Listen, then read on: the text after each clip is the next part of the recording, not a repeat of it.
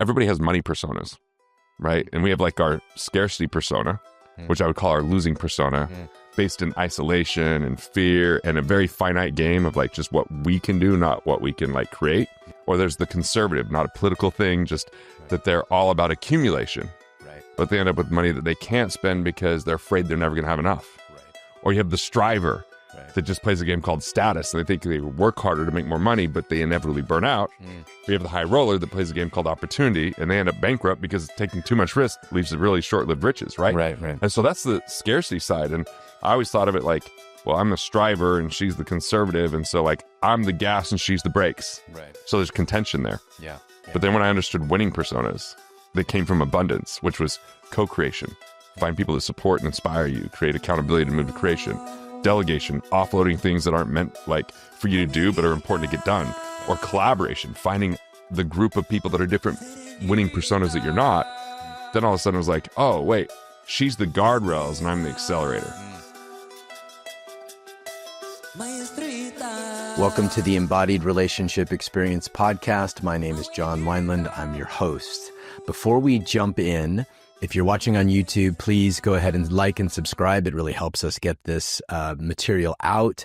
Obviously, leave a comment. We'd love to hear from you. Any questions that you have, anything that we talk about here that feels like you want more information on, let us know.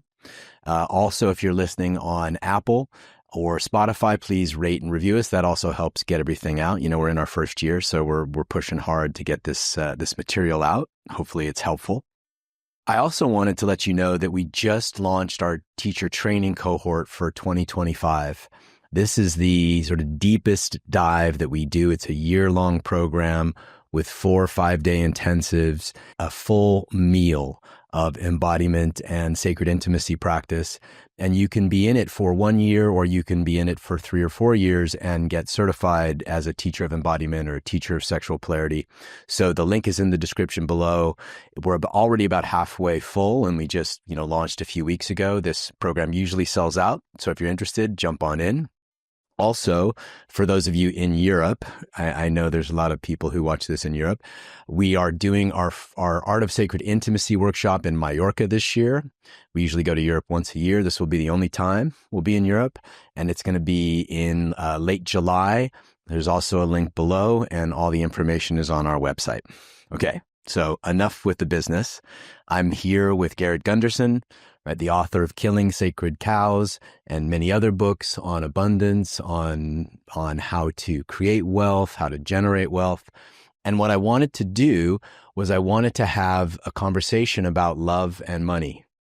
Yeah, right. That's a good conversation. It's a good conversation. It's something that I think a lot of people don't necessarily think about. Right. When they're going into relationship. We get all hopped up on the hormones of love. And I think there are certain people that are aware of it, and it's like one of the things on their checklist. But for the most part, people don't necessarily go into relationship thinking, all right, are we aligned with how we want to make money? Are we aligned with how we want to generate wealth? Are we aligned with how we want to spend money? Yeah. All of those things. So I'm really excited to get your perspective on all this. And anyway, welcome. Thanks for coming in, man. Yeah, good to be here. I didn't go into being married with those conversations. Yeah, right. Right. So I'm like this amazing romantic boyfriend, and we have this amazing relationship, and then all of a sudden we get married. Right. And like these bad habits come out where the first one was like, I'm talking to her parents and like, hey, you know what? If you want to live rent free in the basement, you can. So I go tell my wife, about to be my wife. I'm like, hey, we live in your parents' basement rent free. She's like, sex free. If you think that's where the fucking living. I'm like, oh yeah, that's a good point. Yeah. So, but still, I was like such a miser early on. And that's not how she saw us when we were dating. We did all these cool trips and we did all these things. Then all of a sudden it was like, wait, now I'm the provider. Yeah. And it was like a switch. We move in, we hadn't lived together until we got married. And then that first year she was like, damn, like you kind of like, why are you always so worried about the heating bill? And she's a teacher. She's like, why are you upset I'm buying stuff for the classroom? And I was like, you're supposed to make money, not spend money being a teacher. Right. And it was this, what I would call the productivity conundrum. Because I had this new responsibility. Yeah. And so I was like, okay, she wants safety and stability. And the way I'm going to provide that is working my ass off. I'm in my 20s. I just think hard work is a solution. Yeah. But if I'm not feeling confident in what I'm doing, I was afraid to tell her. Right. Because I thought that would like create this like sensitivity. Right. And so she's like, well, why are you so distant? And why are you always working? And I was like, well, I'm trying to provide. Yeah. Right. And she's like, well, how much do we have to provide? Yeah. And it was like, I was like, oh, well, when we have $1 million, then we can talk about having a baby. She's like, what are you talking about? You know? I remember I met this woman at like once award in finance, and she's like, I can't wait till you get to the next level because you'll see people treat money differently and they think about it differently. I was like, what do you mean? She's like, well, I can already tell like you're kind of tight with money. I'm like, oh yeah. And then, yeah, like what? Right. And so she's talking to me. Penny saved is a penny earned. Yeah, kind of thing. Penny saved is a penny earned. Yeah. I had blisters on my fingers from pinching them. And so basically, she's like, I wonder what it's like to live in the financial prison you built for your wife. Wow. I was like, oh, I'm an asshole. Like, I just realized I'm an asshole. Wow. Yeah. And I called her.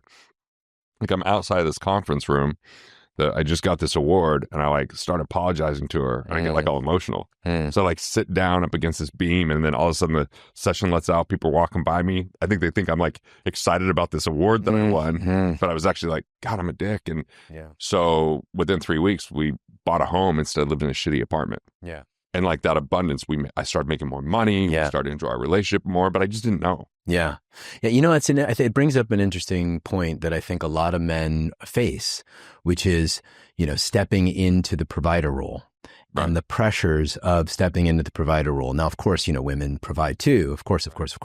But like, as we were talking about at the beginning, that there is more and more, at least I see it in this community, and I'm seeing it more and more. There is sort of a return of a desire for women to want men to provide more than, let's say, 20 years ago. Right. Are you seeing the same thing? Definitely seeing that. Yeah. And look, from that initial moment when I was married in that first year, my wife was like, that was like our toughest year of marriage. We're about to celebrate our 23rd year here. Beautiful, man. Beautiful. And like beautiful. Just over a month. And we're in our best place yet.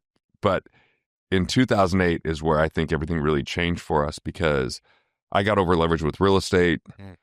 Because I was going, no, I'm just going to provide. I want to create this legacy. Right. I've got like a hard money lending fund. I'm investing in so many things. And she's like, hey, like, why are you always working? And where are you doing this from? Like, I'm doing this for you. She's like, I didn't ask for all this. Yeah. You know, I was like, well, you wanted stability. And she's like, have you ever asked me what that looks like? I was like, well, what does it look like? And it was actually really easy to achieve. Yeah. Because it was just a certain amount of money that she knew was safe. Yeah. And stable, and the rest was like gravy. So it's like, oh, we're actually already there. Yeah. And then what I realized was everybody has money personas, right? And we have like our scarcity persona, which I would call our losing persona, based in isolation and fear and a very finite game of like just what we can do, not what we can like create. Right. So it's all about what we can cut out, right, and reduce. So there's a miser that plays a game called preservation, and they end up with money that they just, they won't spend it because they just hold on to everything that they've got. Or there's the conservative, not a political thing, just that they're all about accumulation. Right. But they end up with money that they can't spend because they're afraid they're never going to have enough. Right. Or you have the striver that just plays a game called status, and they think they work harder to make more money, but they inevitably burn out. We have the high roller that plays a game called opportunity, and they end up bankrupt because taking too much risk leaves really short-lived riches, right? Right. And so that's the scarcity side. And I always thought of it like, well, I'm the striver and she's the conservative, and so like I'm the gas and she's the brakes. Right. So there's contention there. Yeah. But then when I understood winning personas, they came from abundance, which was co-creation. Find people that support and inspire you, create accountability to move to creation. Delegation, offloading things that aren't meant like for you to do but are important to get done. Or collaboration, finding the group of people that are different winning personas that you're not. Then all of a sudden it was like, oh wait, she's the guardrails and I'm the accelerator. She makes sure like we're clear about what we're doing so that we can actually go further. Yeah. And it was like, we just haven't fought about money since 2008. Wow. That's great, man. Yeah. That's beautiful. And I'm curious what you see, because you had to go through this whole process, what you see couples bump up against. You know, what are the big roadblocks or ruptures that you see in couples today around money? I feel like we're attracted to different money personas than ourselves. And I think part of it's because we're learning lessons from each other. Yeah. And so what happens is one person sees it one way, the other person sees it another way. And until we understand each other, there's contention, there's conflict. It would seem like there's going to be some, there's this concept in my work where, you're always going to attract the reciprocal of your childhood programming, right? Yes. So, it's in imago therapy, they talk about it. It's kind of been proven in all the therapeutic models now that we search for some version of mom or dad. And I imagine that the same thing happens around your blueprint with money, right? That whatever your blueprint with money is, it's going to play some role in who you attract and how you attract. It's definitely the rules of attraction there for sure. Yeah. Right. Yeah. And so what would you suggest to, like, let's say, a couple just like you and your wife at the beginning, getting married, trying to figure it out. How do we set them up to win at the beginning of the relationship? There's a couple things. The first was having a weekly meeting that's a business meeting as a couple. Yeah. And I treated that, I told my team, I'm like, treat this like my most important client. You don't move it. You make sure to keep it. And that way I can talk to my wife and that she feels like this priority. Right. But we would talk about, what are the big purchases coming up? How am I doing on a scale of 1 to 10? Right. Do you have any financial, like, we just had these conversations, and because of that, the rest of the week, she wasn't bringing up stuff worried about whether we were going to address it or not. She knew there was a safe, sacred space for that, which meant I could show up being fully prepared. When we started doing just regular date nights, early on, I was like, hey, I have this idea. We're going to go on a date, but I have like 20 questions I want to ask you about money. So it's like, what's your first memory of money? Wow. Was it positive or negative? What's important to you about money? What's worth the money? What would more money, less money? Like, what if we lost it all? What would you miss most? Like, we just had this conversation. It really gave me insight to how she operated. And in that insight, now I kind of had a roadmap of how to do the things that helped her feel safe, secure, stable, and allow us to grow at the same time. Yeah, I love that. I love that question of what would make you feel safe, right? And to really get clear on that. When I talk about this, I talk about, at least for men, I talk about the myth of the good husband. And how, we were taught, and I think a lot of men still buy into this, that if we provide, we're a good father, we're a good partner, we support their work in the world, we do that kind of stuff. Like that's all we need to do in order to, but there's all these other currencies, let's call them, things like presence. I would argue leadership, like what you just talked about, is also a really important currency. And I think what men are finding is, in particular, is that it is difficult to sort of, now we have to not only provide and be good fathers and do all the things that, we should do, of course we should do, but that's sort of the ante, right? The rest of it involves it's just like the base foundation. The rest of it, I think, involves what you're talking about, which is feeling what's needed to be unearthed and explored in the relationship that will make everybody's nervous systems more relaxed. Yeah. And I think that even what you talked about is the expectation of presence. Like, to me, that's what wealth is, being the ability to be present. Yeah. That's a good way to look at it. It's the thing I feel like I've worked on the most because I was never present early on. Yeah. It was always about the future and chasing that at the expense of today. Right. And then eventually it was like, well, what would it take to be more present? Well, I'm really present when I'm on stage. Like even yesterday when I was speaking, someone was asleep.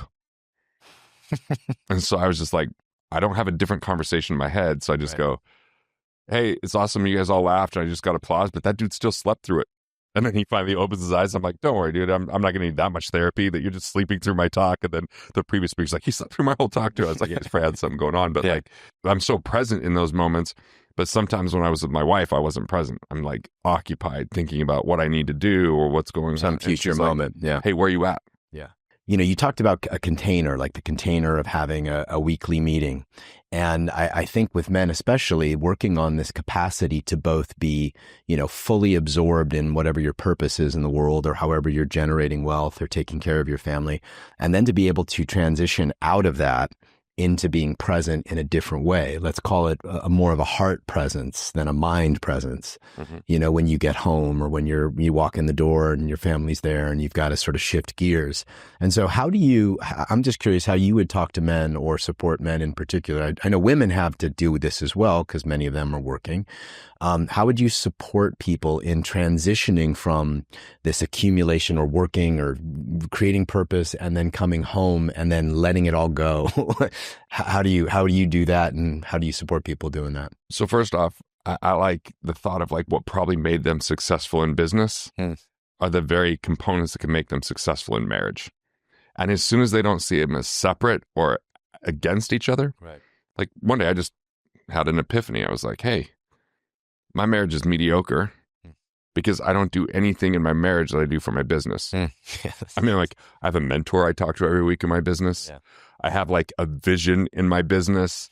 Like I have regular meetings, rhythms, habits, and rituals. I'm like, so I just made a declaration. I'm going to be an extraordinary husband and a premier romantic. That was now my vision for my marriage. I was like, so what would a premier romantic do? And what would an extraordinary husband do? Well, one, I got to find out from my wife, what is an extraordinary husband? What are those components? So that's when I started the weekly meetings. And that's when it was like date night. And she wants to be babied on date night. So I just don't ask her what we want to do. I'm like, in the meeting, if there's any suggestions, let me know. But otherwise, I've just got a plan. I got it taken care of. We're going to have a great time.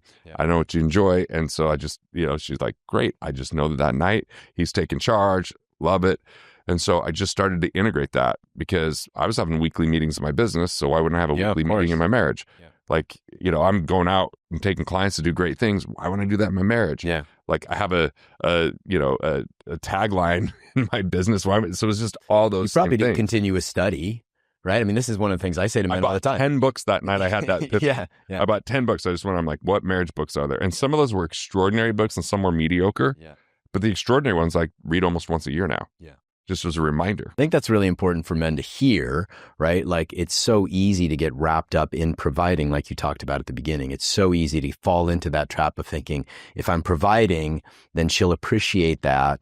And you know what I mean? But ultimately, if you're providing without open-hearted presence at home, or again, what you're describing, I consider leadership, like relational leadership. And of course, she probably has places she leads, and you have places you lead. Totally. Like with the kids, I feel like there's places sometimes where she leads, and there's times as the father that I lead, and we kind of have our roles there. But I'll tell you, it took more than a moment to get her trust back after being so committed to work and not as committed to her. And so that was more emotional. It was a little bit more volatile for me. Because in business, I just didn't take things as personal. But in my marriage, I took it really personal. Right? As really most of us do. And so what I realized is like, look, I had this, I just said for 6 months, I was like, any of my friends that are going through marital struggles, I'm just going to distance myself because I want marriage to be this thing that I think is amazing. So I'm like, who of my friends have the best marriages? And there were 3 couples. And so I just called them. I said, what would it take for us all to get together and spend a weekend together? Because I really think that where my wife and I are at, we could learn a lot from you guys. And if I tell her certain things, I kind of not been great because I've been working so much and launching a book and all this that she doesn't want to hear it. I mean, we have young kids, so we go meet with them. We have almost like a second honeymoon, but we kicked it off with like these 3 people, and she went and met with the women. What are your best practices? I met with the guys. What are your best practices? And by the way, almost everything that the women told them, I had told her. Of course. What she heard it from them. I was like, we need to put each other first, even though we have kids. I'm like, date night. How about having some help? I think it would be good to have even a part-time nanny to relieve you of some of these things and give you some freedom. Like have a creative outlet. Like I'm a big fan of nannies. Right. So we go through all this. And then after that, it really it clicked for her. And then we had the most epic kind of second honeymoon, even better than the first one. And then I just told my team, I'm like, all right, this year in 2012, I'm going to show my wife how important she is to me. And so she's going to be the priority. The business is going to be secondary, which means you guys get a chance to lead, grow up, mature, figure some things out without me. And what would it take for us to be able to do that? And my CFO was like, I think we can improve the margin on all this stuff. So even if the revenue goes down, we'll be probably the same as we were last year on what everybody takes home. I'm like, awesome. And they did that. And there was a time where she's like, will you be okay? You're home an awful lot. I was like, yeah, like I look back at it as such a fond year and like a turning point in our entire marriage. But it was the year before that we had the money conversations. What was safety and stability and security to her? Like, what were these, belief systems that she had growing up and all these kind of things? And I just realized she's a planner. She wants stability. She's likes to be strategic. And I'm more of a creator. I'm more like artistic and I'm more like, innovation. Yeah. So it was like, cool. She loves supporting that vision, by the way, when stability's handled. And I'm like, in my 40s, I'm like, I want to do comedy. Wow. And she's like, cool. All the other boxes are checked financially. So great. Go have fun. All right. So let's branch off into some specifics, right? I'd love to, there's a couple problems that I see a lot. One is when one partner or the other, I see this a lot with men, find that their partners have a different, or a, let's call it a tighter or a more, a less expansive, relationship with money, and how to broach those subjects, or how to broach that, where they're actually trying to get her, for example, and I see this with women with their men too, but where you're trying to get your partner to sort of elevate their money mindset.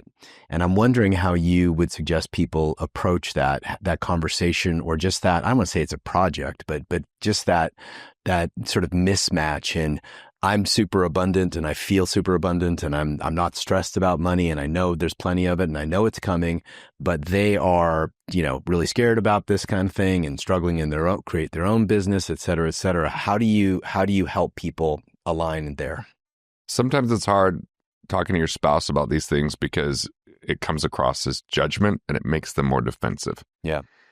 So what's worked for me is to actually be around, like when in 2008, there's this recession going on and I'm traveling, I'm around great people. I'm hearing great ideas. So even though it like feels dark at, home, my wife's just home watching little kids. So everything she's hearing is different. The world collapsing around her. Yeah. Yeah. So I just realized, I'm like, who could we be around that would influence her? And then that would spark a conversation that she initiates with me versus me initiating the conversation.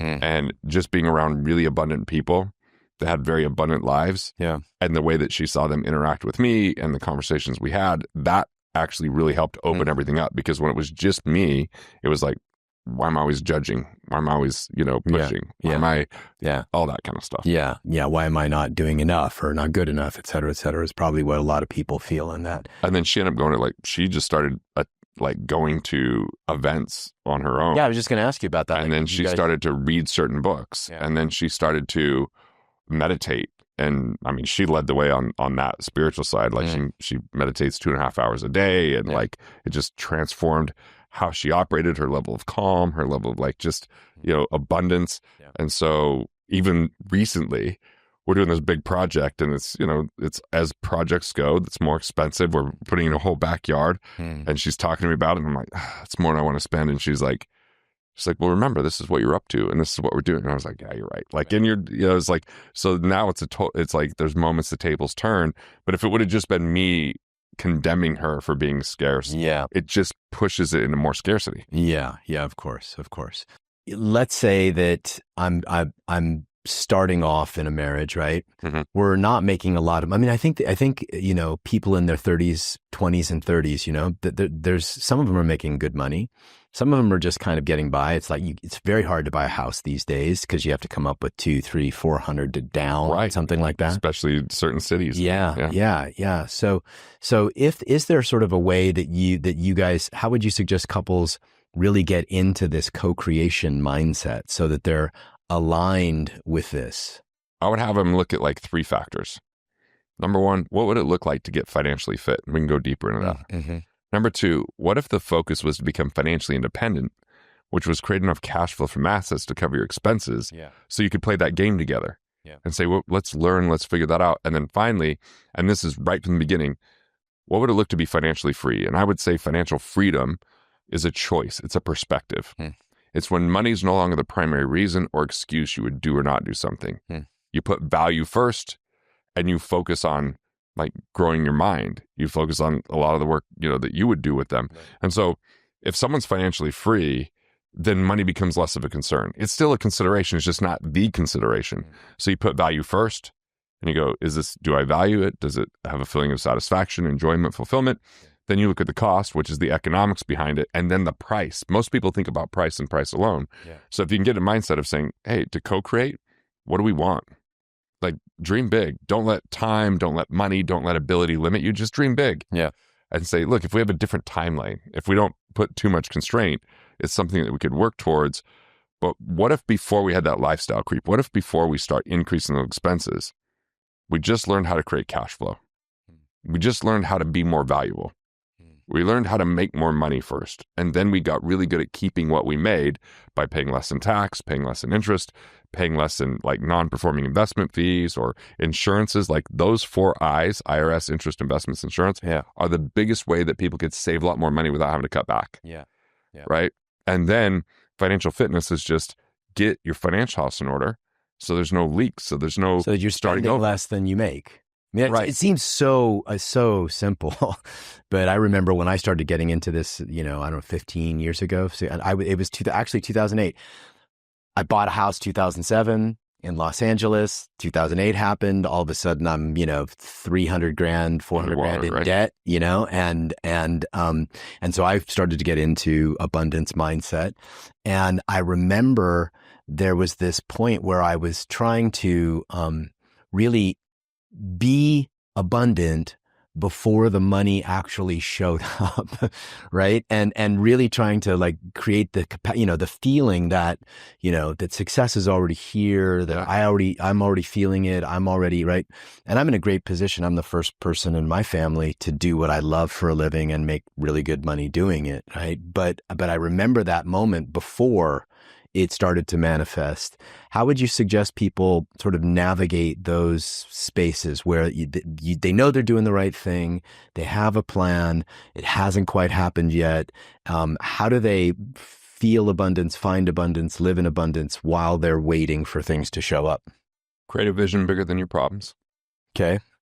Yeah. Because if it is, you remain in excitement and you feel it, and it can start to materialize because you build the plan. But if you let the problems dictate, then you move to survival. Right. And then it's just about what you don't want versus what you actually want. Right.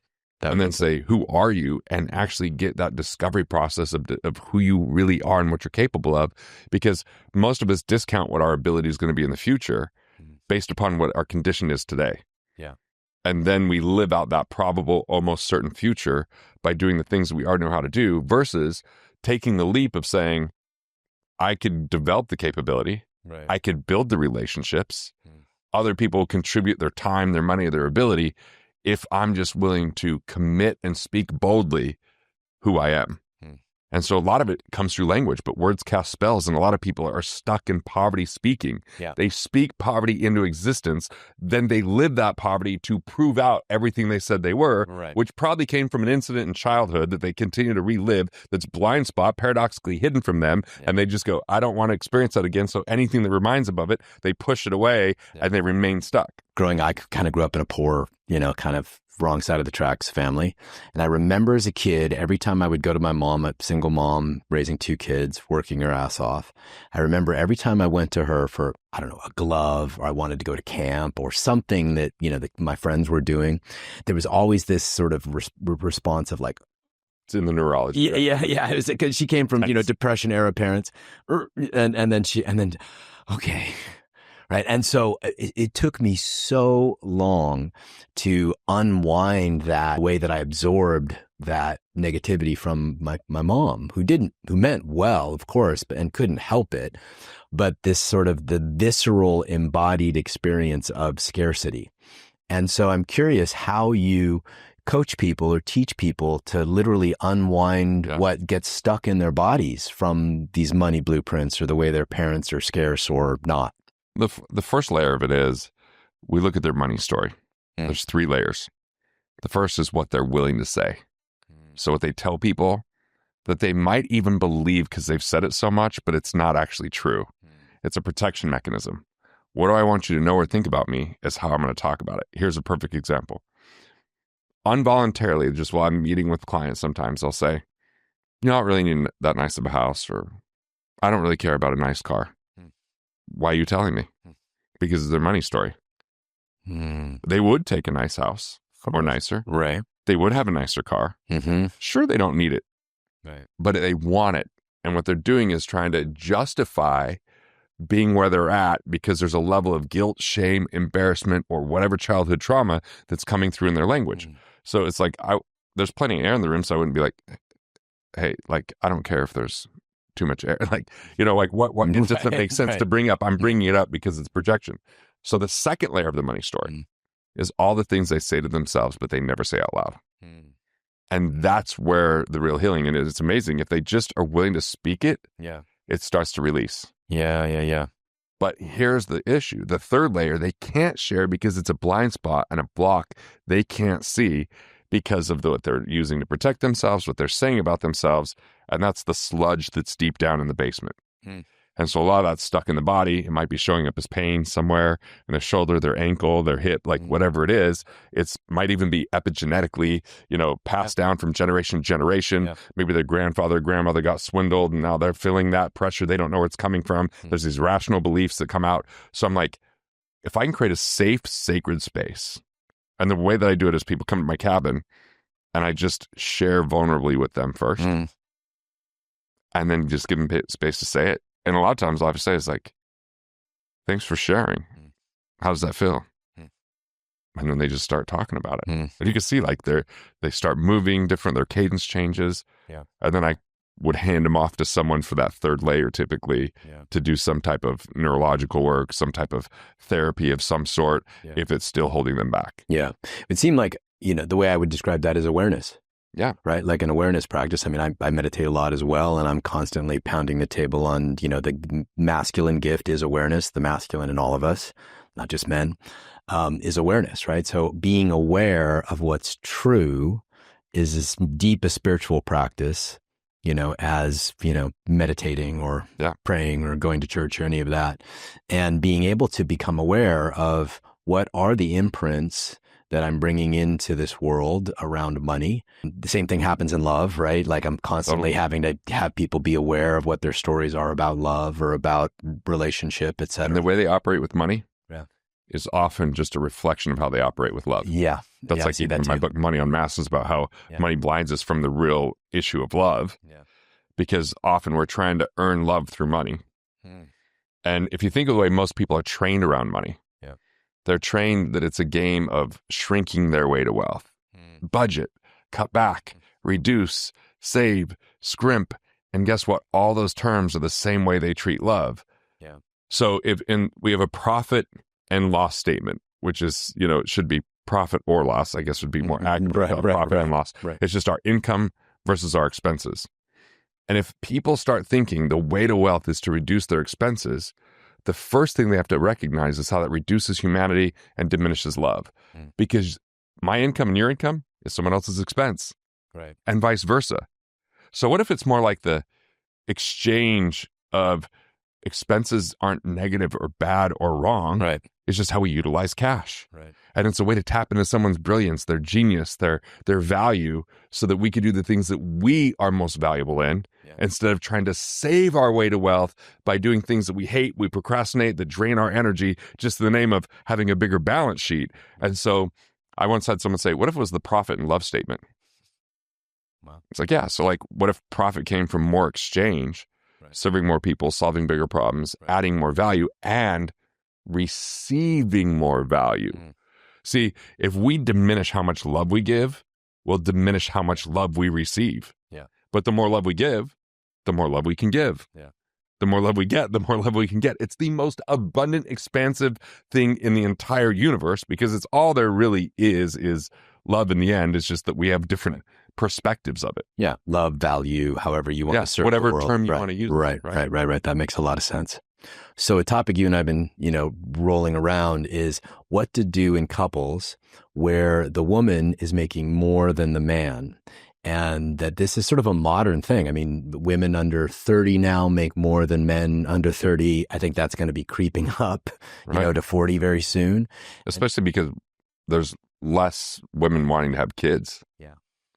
Right. I think some of the whole, like, men getting paid more than women. We go way back, and there's obviously certain things that prevented, but there was also like a mindset of, well, I want to take time off when I have kids. And now, like, some men actually take care of the kids. So it's changed quite a bit, but I still think that we kind of evolve slower than the change happens. And let's face it, this is only in the last 50 years that this has really turned around, which is, in the blip of human history, still very small. But I really love to hear how you would work with, that woman who makes $500,000 a year and wants to find somebody who at least matches that.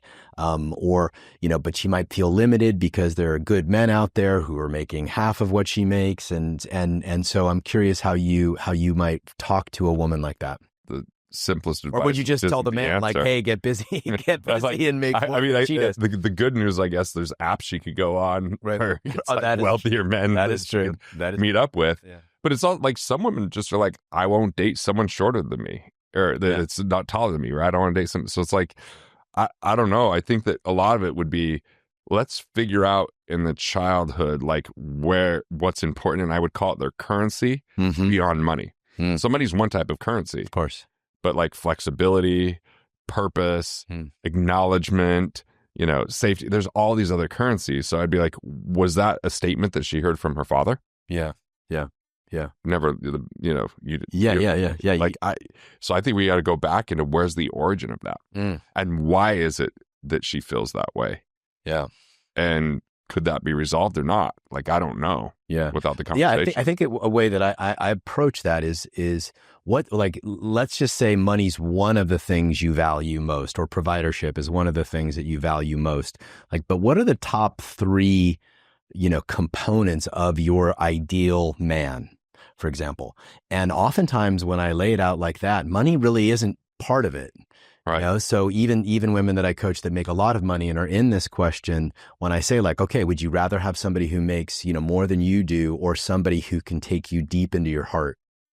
Right. Totally. And I mean, part of it might just be that genetically there's this like programming of like hunter gatherer, and that whole dynamic. And it's like, hey, we just maybe haven't evolved to be like, oh, well, I was, going out and bringing home the food. And now you are, and I've taken like, and maybe you're both like in today's world, both going out. Yeah. Right. That's pretty recent that it's basically just 2 income families in the scheme of humanity. Yeah. Yeah. I think what I'm seeing, and you're probably coaching people into this realm, like, what's the lifestyle that I want to live and make money? Because we're finding now, with social media and content creation and what you do and what I do, right? Like, we can have pretty, flexible and open schedules and lots of free time and still make plenty of money. So it would seem that couples now are in this co-creation conversation about like, hey, is money first, or how do we like have an amazing lifestyle and make tons of money? And so I'm curious what you're suggesting people do, rather than, obviously, I imagine going work 9 to 5, or, you're probably not coaching people to do that, but how would you coach a couple that comes to you with that question and says, hey, how do we do both? How do we get all the time we want to have fun and enjoy each other and raise a kid or whatever, and still be, providing value in the world? I like that. And I'll give the most practical piece of advice first, and then we can expand on it. Sure. And it's just that most people are trained to kind of save 10% of their income. Right. Maybe richest man in Babylon. Yeah, richest man in Babylon, going back to that. It was 10% back then, but then we had, a lot more inflation. So maybe it's more 15% today. Yeah. But what's not talked about enough is what I would call a living wealthy account. Somewhere where you have guilt-free spending that's for lifestyle. And as a couple say, what's worth the money? What are the things we want to go all in on? My wife is like, amazing hotels. I'm like, I'm all in. I love it. Yeah. If we're traveling, let's do the amazing hotels. Yeah. Right. And it's like, cool. That's worth the extra. Yeah. So, but there's other things that aren't worth the extra for us. And so I think just figuring out like, what does quality of life mean to you? What are the things that light you up, that make you feel, and then find out where all the crossovers are. Because where the crossovers are, that's where it's like, let's just go more. Let's put more into that, because we both agree. We both feel fulfilled. We both feel excited. Like, my wife and I always have a trip on the books because we start enjoying the trip before we go. Yeah. We know that we're going for our anniversary. We're going to New York. We're going to Miami. We're going to go see Hamilton for the 3rd time. She just loves it so much. And it's like, seen it 3 cool. times. We're already excited about it. Yeah. So that's, we're going all in on the hotels, and we're going to have a great trip, right? We'll go all in on the restaurants. But there's other things that we're not as apt to spend money on, Willing to pay for comedy, concerts, those are 2 things, and travel. Right. Yeah, concert tickets, big in my world. Yeah, I want to go. I want to be close to stage. I want that whole experience. And that's not cheap these days, man. That is not cheap these days. It's not, right? Yeah. So concert tickets. One of my great dreams is a plane to go in with a couple friends. I'm with you. Yeah. I mean, It changes lifestyle dramatically. I would imagine when it's your own schedule, right? Yeah. Like I don't have one, but I've flown on people's. It's like, oh, that's nice. You walk on, no security. You take off as soon as you get on. It's so great. I know it's so materialistic, but and probably not great for the environment. But man, I love it. There's nothing like flying. Getting there and then boom, you're done. No airports. What else would you consider to be? I know you've probably had to go through a lot of sort of transmutation of your own history around money. Obviously, you talked about it. So I'm curious, what were the beliefs or that you had to like really take out, look at, and then what was the process of taking that belief and then transmuting it into something that was abundant? So, for example, like in my life, I come from Depression era family, coal miners, that whole thing. Like my dad was a coal miner. There you go. My grandfathers were coal miners, and my great grandfathers were coal miners. Yeah, you know what I'm talking about. I know that. So Irish coal mining stuff, and so that I got Irish on one side of my family too. The message was, which was famine and the whole thing. The potato famine, all of it. And so the message was, you've got to work really hard to make it, right? You've got to bust your ass to make it, and even then, like you've got to beware that the shit could hit the fan at any moment. Right. Hold on to what you got because you don't know when it could go away. Yeah. That was the philosophy. And so what I learned was hard work with the wrong philosophy still equals limitation. Yeah. Right. If the hard work did it, these coal miners would be rich. Yeah. Right. Right. That's about as hard a work as there is. Yeah. So work ethic is important, but what I had to learn was like, instead of just taking my money and put it in an account where I could see and measure that account growth, I had to take a stop at myself first and say, communication, financial intelligence, everything from marketing and writing and speaking and like emotional intelligence and healing, all the childhood stuff is like, it's worth the money starting here and then having me grow the account by the value that I create. So let me just double click on that because I think that's really important. So you're talking about, if I'm hearing you right, you're talking about, hey, the investment in doing my own deep work, working on my childhood wounds, working on the belief systems that came from how I was raised, and really going into, the spiritual work of being aware of my thoughts, right? And so that deep inner work was as much an investment in your abundance and success, I would imagine, as your financial planning. Right, because most of the beliefs that created scarcity came from when I was young. Yeah. Right? And until I addressed those, when I was 3, I learned about perfectionism from an incident of getting hit by a car and thinking, I hurt my family if I'm not perfect. I thought I was stupid when I was in preschool because I didn't memorize my address, and my kindergarten teacher threw away my art project that I wanted to take home and show my mom. I'm like, I'm stupid. I'm going to make enough money that I'm not stupid. Like I got molested when I was, 6 years old by 2 older boys. And I was like, the world's not safe. I have to lie to my mom not to worry her. Right. And so like unexpressed, bottle it up, be afraid. Like I'm going to make enough money to be safe. I'm going to make enough money that nobody can hurt me. It's like, and so I was chasing the wrong thing. And yes, those things led to the initial ambition, but they also trapped me and there was never enough. That more was the only answer, and at the expense of so many things that were important. My health, the relationship with my wife, being an extraordinary dad, all those kind of things, because I was caught up in the money game. And my first version of the money game was hold on to what I got based upon all my family history. Then it was make so much I could take care of everybody. And then it was like, what is wealth in the first place? What's important to me? What does quality of life look like? Like, what do I really want? And my wife at one point was like, I think you're going to win the booby prize. Like, you're making everybody's lives better, but what about ours? The way she said it too was like, you're an extraordinary businessman and a really ordinary husband and father. I was like, oh shit. And I couldn't argue because she was right at the time. I think a lot of guys have that, conversation in their marriage where they're really, and it's probably coming from the same scarcity, because we lie. This is the lie that we don't think's a lie. I'm doing it for you. Right. No, we're doing it for that unresolved pain in childhood. I'm doing it so you will prove ourselves. I'm doing it so you won't leave. I'm doing it so that there's food. Like, it's hard, not like for people in most parts of this country, putting food on the table, if they're watching this, is probably not the hardest thing. There are some that still is, right? Yeah. But like, there's a lot of entrepreneurs that say that they're doing it to put food on the table. Not really. Yeah. I wonder if that's a really, really interesting question to just sort of start with, of like, why? Why do you want money? Right. And to really be honest about why you want money. And especially when we're talking about relationship. And can money actually accomplish what you want it to?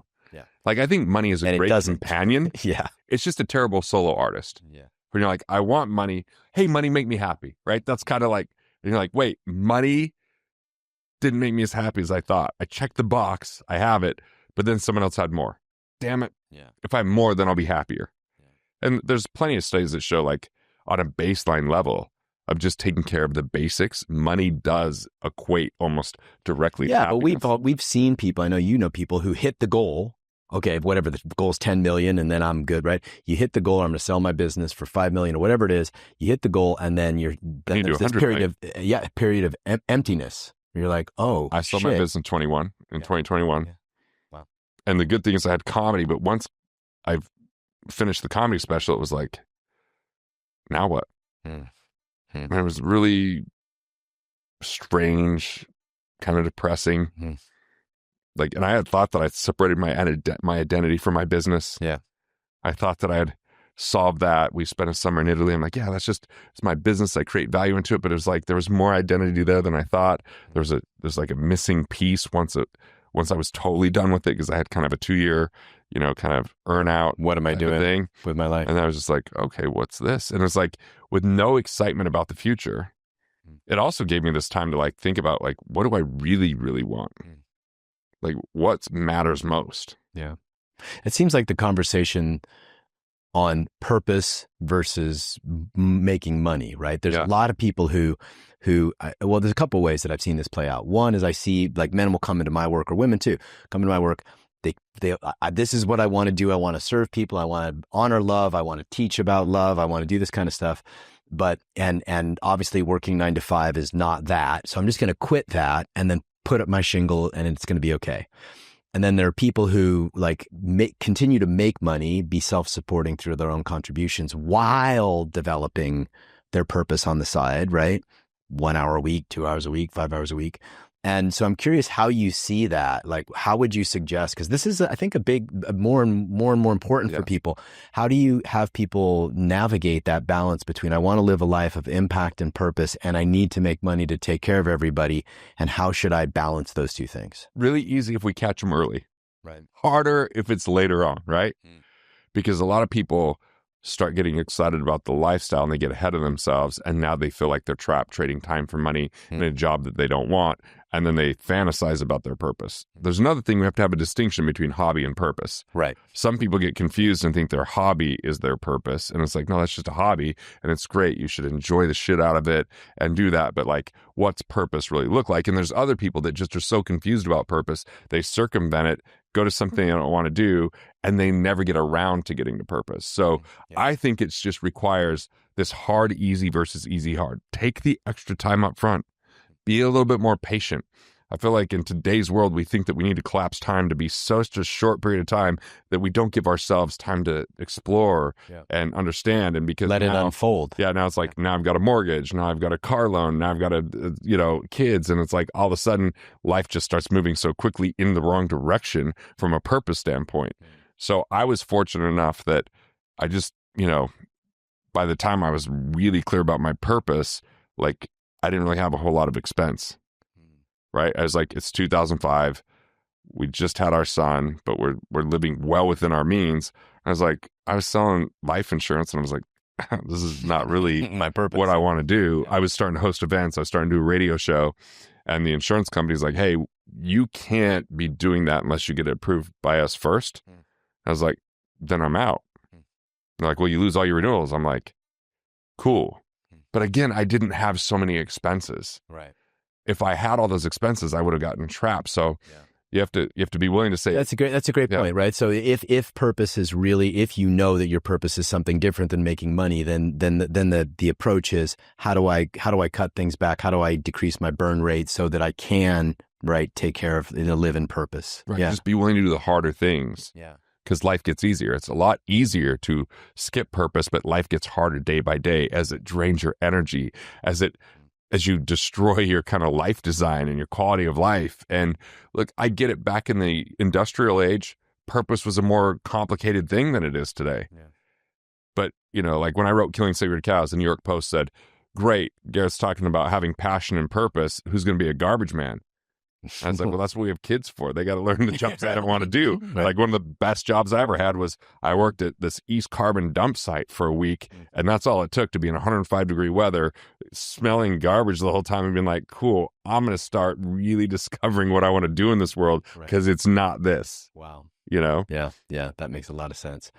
I'm curious what you see for people what are the problems that people run into who make a lot of money? Yeah. Right. Like I coach a lot of these people. I know a lot of these people, the people who are, making a lot of money, have hit that number or hit that lifestyle. And then what do you see trips them up when they hit that? They hit it. And then it's about what was the cost to get there and what's your real vision for your future? Because if the destination was just, I want to hit this number, I believe like create a life you don't want to retire from and enjoy the process along the way. Kobe Bryant once said, the win is in the work. So if it's in the outcome, this is the problem. People get addicted to outcomes. Right. Before the Super Bowl this year, I said, promise you we're going to see posts from people that are feeling depressed that just won because they just achieved their dreams and realized it was actually the process that was the most fun. The outcome wears off. That's also true in dopamine production, right? Like, right. So it's in the process that dopamine is created. Like I'm writing my second book and I do not feel better at any other time during the day than when I get up from writing, because I just know that process is creating the dopamine. I'm with you, man. Yeah, I love it. I love to write to the point where I'm now willing to write and never publish it and just write for myself. And other times I'm like, great, this is something to share, which allows me to process some of those emotions, get through some of those money stories, get through some of the blocks just by doing writing, where I'm going through saying, what am I protecting, defending, or trying to control? Yeah. Yeah. I want to get into the money story question again, because I think it would be really cool to hear how, I'll share a little bit what I've done. Yeah, I would love to hear. I just found different statements. Money is easy. It just comes. People love to give me money. God's wealth is pouring into my life now. Right. And so I would come up with mantra to replace what the thoughts were previously. And I would just have to, in a disciplined way, feed that wolf, if you know that. Yeah, money flows easily and consistently when value is created. And I'm a value creator. And I talk to my team about that. Yeah. That's great. Because sometimes as value creators, we might be generous and actually cost us money, which might actually cost that person result. Because I pay attention to what I pay for. Yeah, that's definitely something I could use a little more. That's one thing about delegating is you've got to delegate, but then check. So just a note to me on that one. And this is what I say is like, delegate roles, not tasks. So someone owns the role and that they look to you if they can't fulfill that role. So you don't micromanage. They come back and say, hey, John, I'm struggling with this. So they have to get resourceful versus you saying, do this. And they come back like a boomerang. What's next? What's next? What's next? That wears the person down. So roles instead of tasks is one of the best ways to delegate. Yeah. How else do you, transform the belief, the belief, which is then also in the body, what you talked about earlier. Yeah. Somatic method. I love using that, and then just letting the emotion release from the body. I like going through this exercise. So things like TRE or do you I've done like MDMA therapy with somatic therapy. I've done just straight somatic therapy with nothing. I've tried it with cannabis. I did nothing but sleep through it. So that didn't help at all. Yeah. MDMA is pretty potent for that kind of stuff. MDMA was so helpful. Yeah. I've probably done about 10 sessions and it's like each time, the first 9 sessions, childhood. The 10th session, ancestral. Wow. I was like, cool. And that was a lot harder. There was a lot more physical pain through that. I think that's something you touched on it earlier, but I think it's worth double clicking, which is this idea that, we are going to inherit the mindset of our grandparents and great grandparents, right? I remember the story that I got told when I was young. I think it was my great grandfather rose out of the coal mines in Scranton, Pennsylvania, and became a labor leader, and then became a state congressman, right? So he really pulled himself up, and then invested a bunch of money in oil, around the turn of the century, but then sold way too early. Yeah. And it was just like this. It haunted him. It haunted him. It haunted the entire family. It haunted them during it made the whole difference in the Depression era that they experienced. And so that story and that experience literally like landed on me like a weight when I was really young. And I remember sitting on my aunt's lap, my great aunt's lap, who was the daughter of this man. And she's saying like, the most important thing is you become a teacher. And I'm like seven or eight. And I didn't know to ask why, but I got that it was because then it's like, she was telling me about my cousin Mark, who just got his PhD at Lehigh, and how proud everybody was of him. And it literally took me another 20 years and almost getting a PhD to realize like, oh shit. Different kind of teacher. That was the message from that trauma that you're still holding on 7 years old, man. Yeah. And that's I just see that, I see that in a lot of people that are sort of coming out of it. That's where those blocks and blind spots are, right? Yeah. Childhood. Or that's ancestral. Karma, right? I mean, right? That's karma. So it seems like this. And karma is just the lessons that we get to learn. Yeah. Or not learn. Yeah. And then get held back from it. Yeah. I would agree with you. And I think that when we think about improving our life, whether it's in relationship to money or relationship to another human, this idea of the karmic idea, right? Because I know a lot of people, and I certainly had this experience where I've done therapy, I've done all the, yogic and meditative practices. I know how to create magic and love, all of those things. But then those karmic blind spots are so elusive sometimes, right? And getting at the karmic blind spots. And so you went into therapy and did some ceremonial work and some medicine and that's where work. meditation and I like to do this give it up to God practice. Mm-hmm. And I like to allow for grace to help me through my karmas. Yeah. And I do my best not to judge myself on them in the midst of the karma, but just go, what lesson is there to learn, and use that as like my guide to go back to writing and go back to discovery and have different conversations and go to my mentors and like, like what is it that I could learn here? Yeah.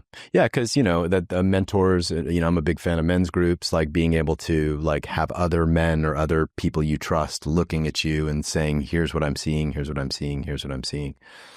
To wrap this up, like what if you were just like somebody who has no idea about what we're talking about, this is a whole new concept, and you want to give them a blueprint for just abundance in all aspects of life, what would you lay out for them? The first thing I would have them do is take the money persona quiz, and I'll just gift it to them. They can just DM me on Instagram, Garrett B. Gunderson. I'll actually give them Money Unmasked, which is my book that most relates to love and money. Okay, great. And I feel like I wrote this book called The Money Tree, which was designed as like the roots and fruits of poverty or prosperity. And what happens from the seeds to the soil, to the sunlight, to the water, to the weeds, like what happens and where do people go in this poverty direction? Right. And it comes from the conversations they have, the words that they use. I can't afford it. I don't, all these kind of things. They get into victimhood. They think about wishing the past was different versus creating a new exciting future, and then on the abundance side, it was more like, what would it take for you to like recognize and have awareness, as you're talking about? Yeah. Because with awareness and honesty, we can grow. Yeah. But without awareness and honesty, we're trapped. Yeah. Yeah. And so it's the conversations we have, the people we spend time and invest time with, the books that we read, the therapy we go through. It's a combination of factors. Yeah. But all you have to do is go, do these footprints look like footprints of failure or success? And if you're coming from guilt and shame and embarrassment around money, that will trap you in a money story that will lead you astray. But if you could find somewhere where you can be vulnerable, that feels safe, it feels secure and sacred, and you can share that, you can let go of that and start to speak a new level of abundance into being. Because as you talked about, it's this kind of, who are you being before you even have the money? Right. You're like, no, I'm abundant and I'm going to do those things. Like there's an exercise in Money Unmasked where I go, John, imagine you had an extra $10 per month. What would you do with it? How do you feel? And it's like, okay, how about 100? Then I go to 1,000. I go to 10,000. I go to 100,000 per month, then to 1,000,000. Then I go to 1,000,000,000. And the entire exercise is, where do you flip and stop thinking about what you could do with the money and think about what you could do for others with the money? Right. And that's the value index. And when people can get there and realize, wait, I would do things differently right now. It's like, don't wait till you have the money. Be that type of person with that kind of vision. And when you don't have that vision, do the work that removes the obstacles. Wow. Or at least that you go through the obstacle. Right. It seems like what we're talking about here is that it just occurred to me that there are different aspects of training that, people in their 20s, for example, coming out of college in their early 30s can really, take heart with, which, it's one thing to learn a skill, like learn, how to be a financial advisor, for example. Right. There's a bunch of, so you study that.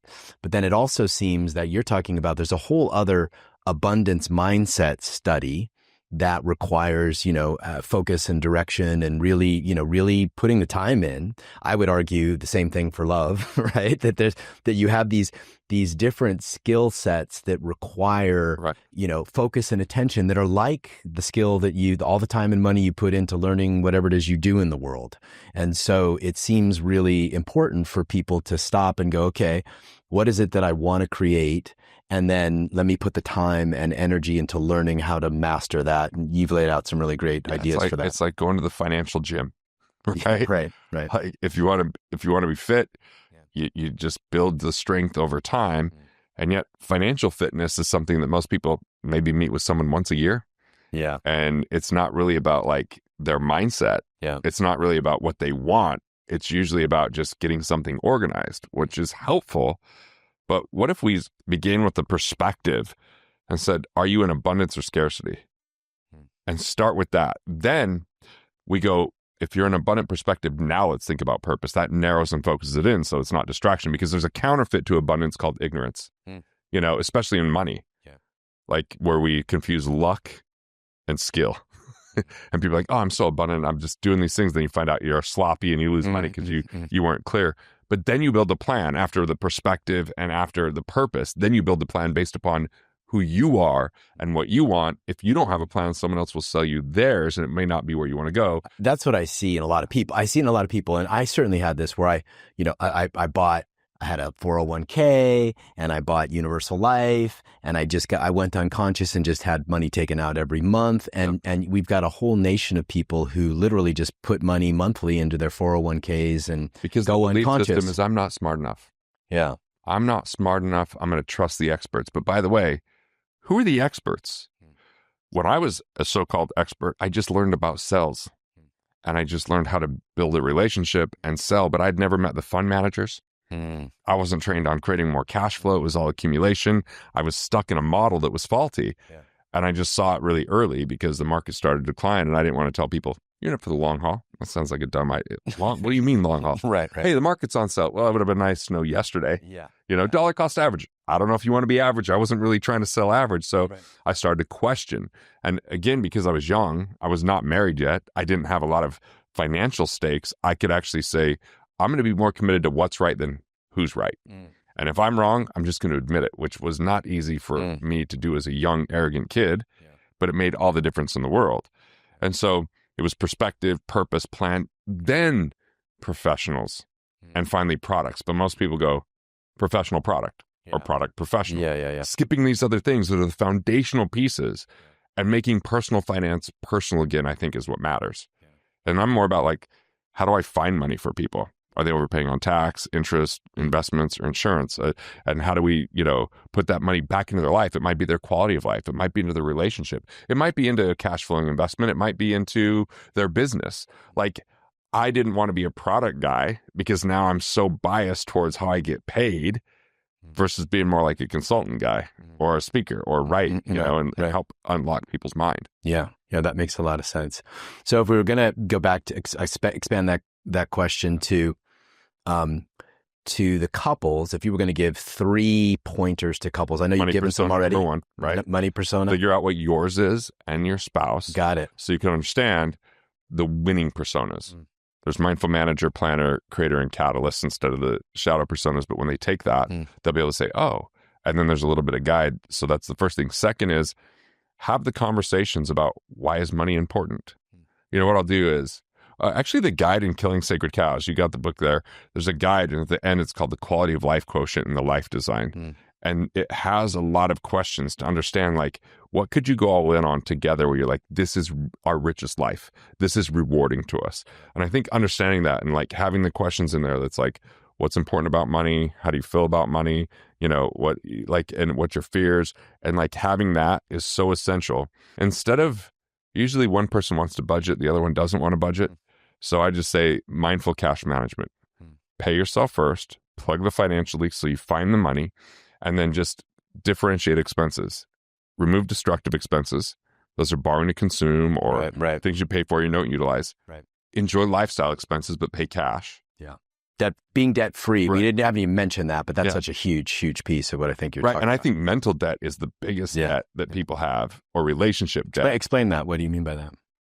Faulty frameworks, false beliefs, you know, limiting beliefs. So our mental capital being our ideas, knowledge, wisdom, our insights, our strategies, our frameworks, if those are off, then our results are going to be off, right? The faulty belief of it takes hard work.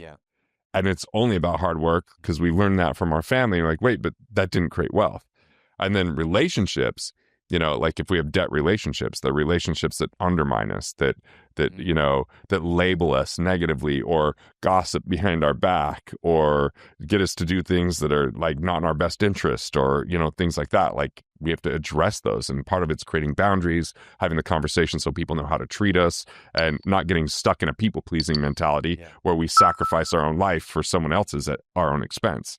So, And I imagine you see that as, again, this idea about cleaning these areas up just kind of frees the flow of abundance, I would imagine. Totally. Right? Where I've seen it in my work and in people that I've worked with is that when they get structure, right? Like when they clean up the structure of their business, right? They have a really great, let's call it a package, which could include branding and marketing and sales and who does all of it. But as the structure gets cleaned up, you could consider that the masculine, and then the flow of abundance, the feminine, naturally has a place to go. Right. So it seems like what you're talking about is that there's also a lot of internal structural work to do around beliefs and getting really clear and aware on how you view the world and all of that. And then just doing that makes you more magnetic, I would say. Yeah. I like that. It makes you magnetic. It's like there's a model for the money to follow. There you go. Yeah. Right. Yeah. Because, you know, if money is the feminine, she wants to feel you in integrity. She wants to feel you having structure. She wants to feel you clean in yourself. Yeah, all that. Yeah, beautiful.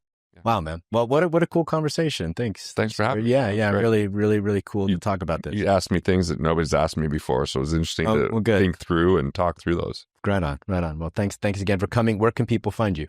Instagram, Garrett B. Gunderson, B as in boy. Okay. And YouTube. You have a YouTube channel. It's really good. I was checking it out the other day. And then you know, GarrettGunderson.com is where a bunch of the cool resources and tools are. And then your books, Killing Sacred Cows. What Would the Rockefellers Do is probably my most popular book. Okay. And then Money Unmasked, which we talked about. If people want those books, it's GarrettGunderson.com/Rich Life Bundle. Okay. And it's less expensive there than on Amazon, which says something because just basically break even. Because I just want people to have the books in their hands and build a relationship. And I'll actually bonus them the audiobooks if they want. Right on. All right, man. Well, thanks again for coming. Thanks.